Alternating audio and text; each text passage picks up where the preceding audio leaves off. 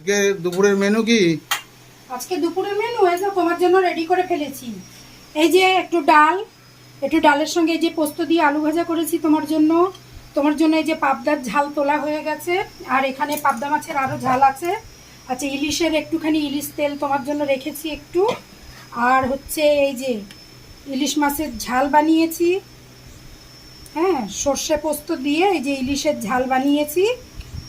আর হচ্ছে ইলিশের মাথা দিয়ে কচু শাক করেছি, বুঝলে তো। আর এখনো একটু খেতে দিতে দেরি হবে, কেন বলো তো? এই যে চাটনি করব বলে আমড়াটাকে প্রেসারে সেদ্ধ বসিয়েছি, একটু চাটনিটা ফোড়ন দেবো, ব্যাস দুপুরের রান্না রেডি।